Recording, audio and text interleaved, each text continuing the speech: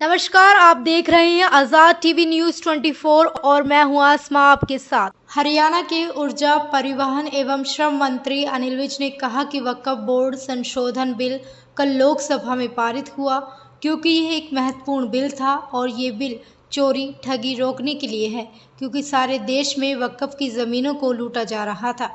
विज ने साफ करते हुए कहा कि वक्फ बोर्ड बिल में कोई पहली बार संशोधन नहीं हुआ है, बल्कि इससे पहले भी 5 बार संशोधन हो चुका है।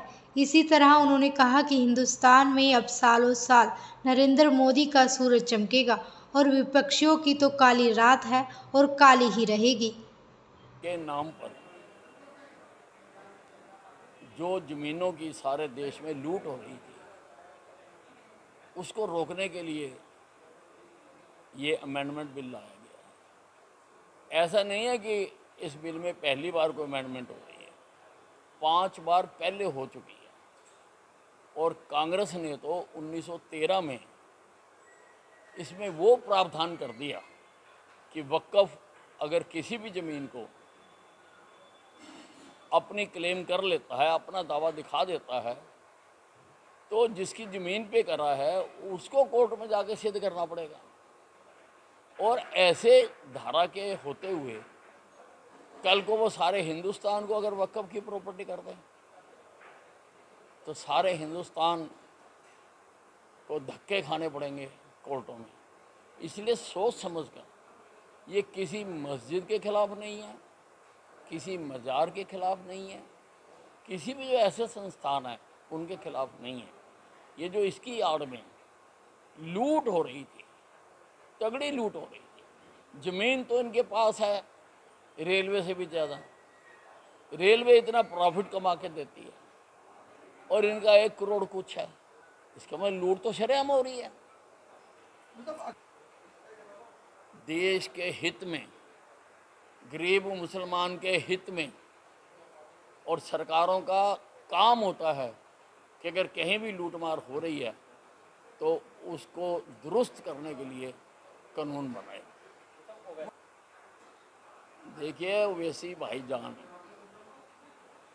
तो हमेशा ऐसी हरकतें करते हैं जिससे वो मीडिया में हाईलाइट हो गए। ये बहुत अब तय तो जो पदासीन अधिकारी है लोकसभा का वो करेंगे, परंतु आम आदमी के दिल में इनके प्रति बहुत गुस्सा है।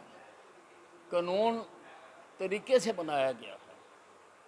पहले बिल प्रेजेंट हुआ, फिर मेंबरों ने कहा जेपीसी में जाए, जेपीसी में गया, सारी पार्टियों के नुमाइंदे उसमें गए। अब जेपीसी जो पास कर देती है वो लोकसभा में आता है और लोकसभा में कल पास भी हो गया, अभी राज्यसभा में जाना है। बताओ कहाँ गलत हुआ, कानून की उल्लंघना कहाँ हुई? ये ही सिस्टम है। कानून की उल्लंघना तो तब हुई थी इंदिरा गांधी ने जो रातों रात इमरजेंसी लगा दी थी।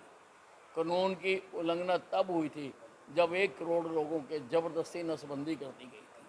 कानून की उल्लंघना तब हुई थी जब इस भारत देश को धर्मनिरपेक्ष और समाजवादी देश घोषित कर दिया गया था। अब उल्लंघना नहीं हुई है, बाकायदा कायदे से चल रहा सारा काम, मेजोरिटी से चलता है और प्रजातंत्र का तकाजा ही यही है। Democracy is a polity of majority. भिन्न भिन्न मत हो सकती है, लेकिन अधिक लोग जो बात कहें उसको मानना चाहिए और उनको भी मानना चाहिए जो इसका विरोध कर रहे हैं। इसमें बीजेपी का भी राज रहा है। देखिए, पंजाब में आप आदमी की पार्ट आने के बाद, सरकार आने के बाद नशा बहुत तेजी से बढ़ा है। तो क्या कर रही है सरकार? बयानों से चीज़ें ठीक नहीं होती हैं। चीज़ों को ठीक करने के लिए धरातल पर कुछ करना पड़ता, और धरातल पर होता हुआ कुछ नज़र नहीं आ रहा। केजरीवाल जी तो बयान बहादुर हैं, वो तो ऐसा सोचते हैं कि बस मैं बयान दे दूंगा तो उसी से दुनिया ठीक हो जाएगी। ठीक करने के लिए ज़मीन पर उतरना पड़ता। केजरीवाल जी कौन सी नीति बनाई है? बिना तैयारी के उन्होंने कहा मंडी। कौन सी नीति बनाई है जो किसानों को परेशान करने के लिए हो? और हरियाणा का किसान तो उद्वेलित नहीं था। ये किसान तो धरने पर पंजाब के बैठे, पंजाब की भूमि पर बैठे, और पंजाब में इंडी सरकार की सरकार है, और इंडी में अगर आप पार्टी है तो कांग्रेस भी है। बहुत बड़ी हद तक हुड्डा साहब भी जिम्मेवार है इसके लिए। उन्होंने एक बार भी जाके किसानों का हाल नहीं पूछा।